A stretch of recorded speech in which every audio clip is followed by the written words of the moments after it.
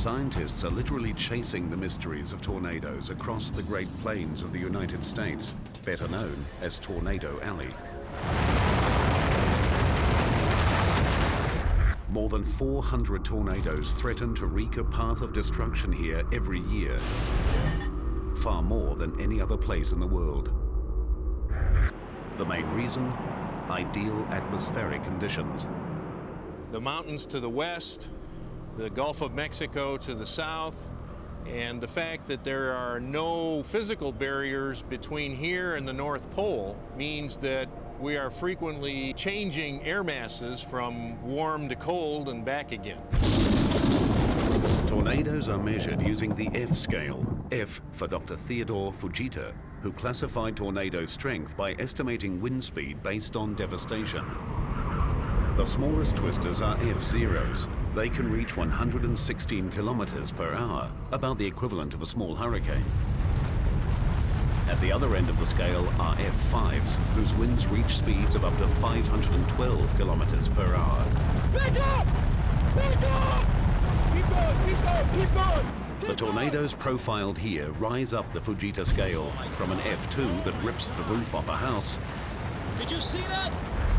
To an F5 that lays waste to an entire neighborhood. It's all leading up to a mega tornado, one that some scientists fear will ravage a primary city.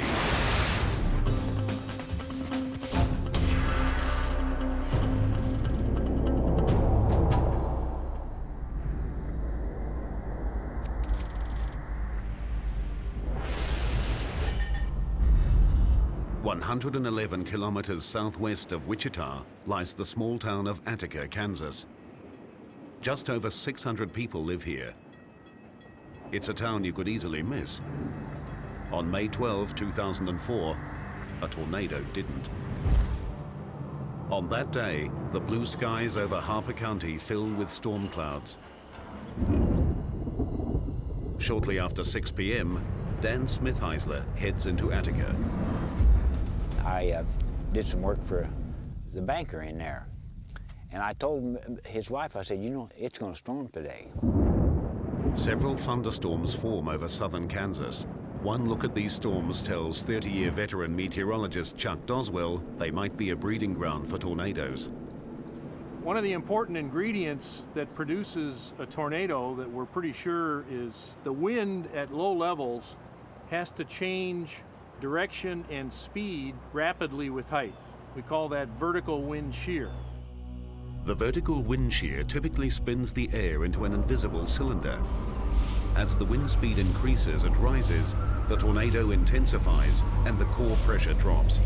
Condensation from the dropping pressure builds down the funnel, creating a visible tornado. That's exactly what's happening in the southern Kansas sky. Harper County Emergency Management Director Mike Lorig gets the first tornado warning at 6:45. And when they start giving us those warnings, we listen and we say, hey, we need to start warning our public from there. We do not know if this is going to be an F0 or it's going to turn into the monster. In Kansas, meteorologists carefully follow the thunderstorm as it tracks towards Attica. About 7:25 in the evening, a F2 tornado had made it to ground right up here just on this hill. The path of it was right across here. As Lorig watches in astonishment, the tornado tears the roof off a home directly in front of him. Oh my God! Oh my God! The whole house came apart!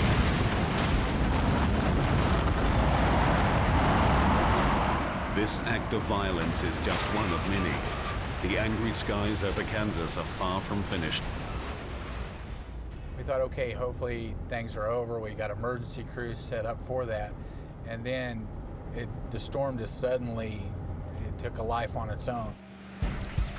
Storm chasers tracking the Kansas supercell relay information to meteorologists using mobile Doppler radar. They report the tornado's wind speed, location, and one other startling fact. The storm is producing multiple tornadoes. Look at that. Storm chaser Yvette Richardson seen a supercell create more than one tornado before. It can be a very dangerous situation because Often people will be looking at the main tornado and feeling that as long as they're far enough away or they've taken cover that they should be completely safe. Her team and others report seeing 16 tornadoes.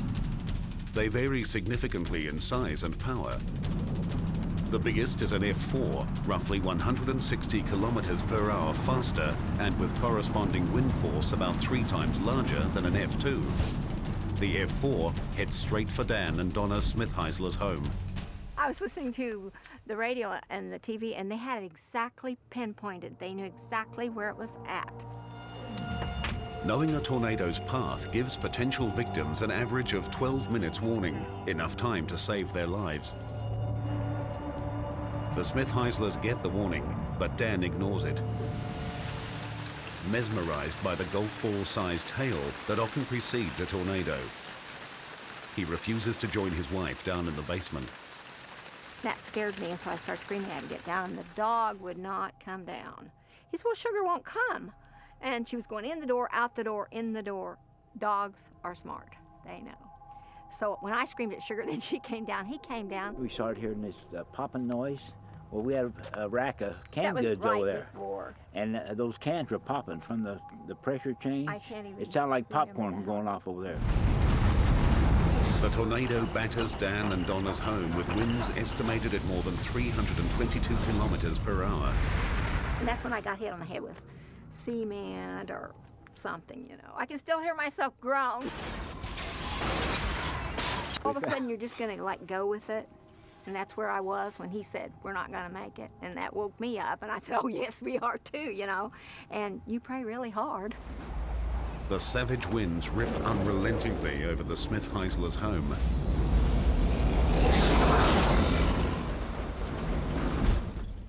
When they finally stop, the couple emerge from their basement and into a war zone. And I thought, where's the car? And then my next thought was, where's the garage? The twister destroyed the couple's 2-story home, 5 barns, dismantled 5 cars, and killed their dog, Sugar. The terror down there was the worst part. The terror. The Smith-Heislers are lucky to be alive. With estimated wind speeds near 400 kilometers per hour, the F4 tornado easily destroyed their home. But even the earlier F2, with winds estimated at 240 kilometers per hour, was capable of ripping the roof off this home. Complex physics transform air into a lethal force, a concept scientists are laboring to understand. What we are trying to do is simulate the tornado as best as we can. So we're actually comparing the wind which we generate here with the measurements made in the field.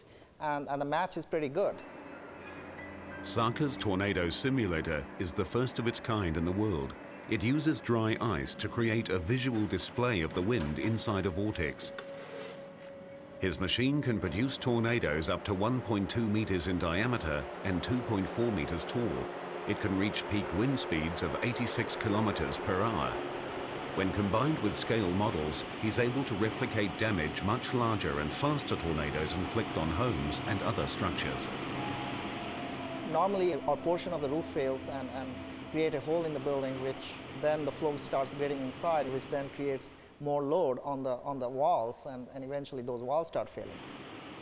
Sarka's experiments conclude that the destructive force of circulating wind in an F3 or stronger tornado is at least 3 times more powerful than straight-line winds. Since few structures in Tornado Alley are designed to withstand even an F1's winds, this is stark proof that even the weakest tornado is capable of causing damage. The residents of Attica were thankful to have survived the fury of the 16 tornadoes that struck southern Kansas.